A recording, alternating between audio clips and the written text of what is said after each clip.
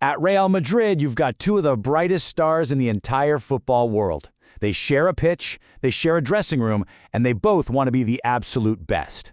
But what started out as this dream partnership between Vinicius Jr. and Jude Bellingham, well, it's become a whole lot more complicated. So we're going to dive deep into the untold story of their rivalry, a story of friendship, friction, and the fight for the crown at the biggest club on the planet. It really all started out so well, like a perfect friendship in the making. Before Bellingham even pulled on that famous white jersey, Vinicius was basically his #1 recruiter. Vini himself admitted he was texting the English star pretty much every single day with one simple message: come to Madrid. You couldn't ask for a better foundation for a new era, right? And the hype, believe me, it was real. Their own teammates could see the potential of this duo right away. I mean, listen to what Federico Valverde said. He perfectly summed up how everyone saw them at first. Not as one star, but as two equals. So good, you literally have to chop the Ballon d'Or in half just to be fair.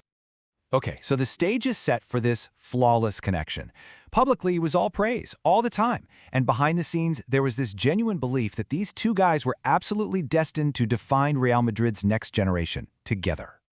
I mean, you couldn't miss it. These guys were just gushing about each other. Vinicius called Bellingham probably the best in the world. And then, what does Bellingham do? He turns right around and says the exact same thing about Vini. They were even joking around in public about having to share the Ballon d'Or one day.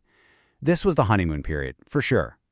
But, as you can probably guess, that harmony, well, it didn't last.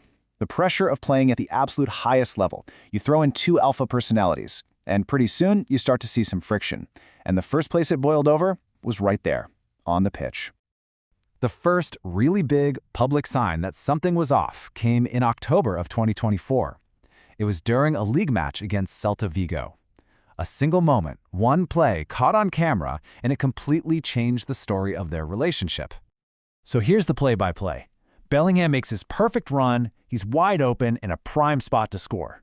But Vinicius, instead of making the easy pass, he decides to go for goal himself, and he loses the ball. Bellingham's reaction was instant. You could see him just kick the turf, scowling. His frustration was clear for the entire world to see. But here's the kicker, the part that tells you everything. It wasn't just the spat on the field, it was the coach's reaction after. Instead of playing it down, Carlo Ancelotti actually praised Bellingham for getting in his star teammate's face. That quote right there, that was a signal to everyone that, yeah, this tension is real, and the boss actually saw Bellingham's fire as a good thing. And look, this wasn't just some one-time thing. Fast forward to a huge Madrid derby in March 2025. Vini goes down a little too easily, and the cameras catch Bellingham just staring him down, pumping his fists and yelling, "Wake up! That's not good enough, Vini." This wasn't just a simple disagreement anymore, this was a direct challenge to his teammates' hustle. You know how it goes. What happens on the pitch never really stays on the pitch. And pretty soon, their competition started showing up in more subtle ways, in their interactions off the field and, of course, on social media. So check this out. January 2025, Vini drops this photo on Instagram. It's just Bellingham on the ground in training. And the caption is a simple, almost teasing, "Sorry." Now, you could say it's just a joke, right? But a lot of fans and analysts looked at it as a little bit of a jab. One of the first signs that this rivalry was moving into their public lives. And then there's the whole Ballon d'Or situation later that year. When Vinicius gets surprisingly snubbed for the award, there was this really noticeable silence from both Bellingham and the new guy, Mbappe. Bellingham eventually chimed in with a one-word comment, siempre, which means always. But that pause, that initial silence, oh, people noticed. So besides all the drama and the social media stuff, another battleground opened up, the stat sheet. Suddenly, every single goal, every assist, it all became another point of comparison in their personal fight for who's on top. And when you look at the raw numbers, you can see just how intense this race was. By the middle of the 2025 season, their stats were neck and neck.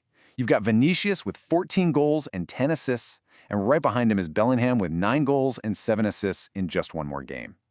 Every single match was another chance for one of them to pull ahead. But, sometimes it's not about the totals.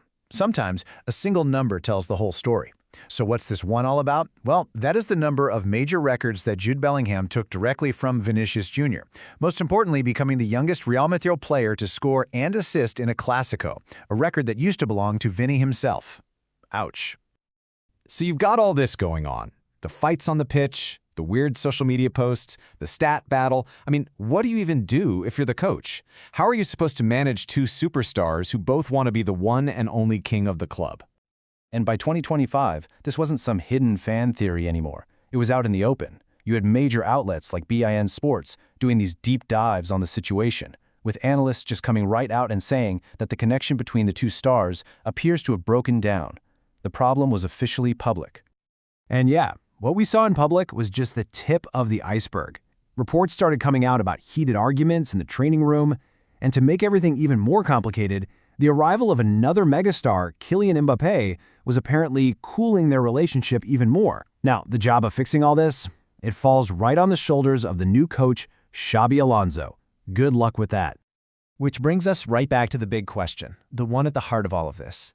In a team that's built for giants, is there really enough room in the spotlight for two players with this much talent and this much ambition?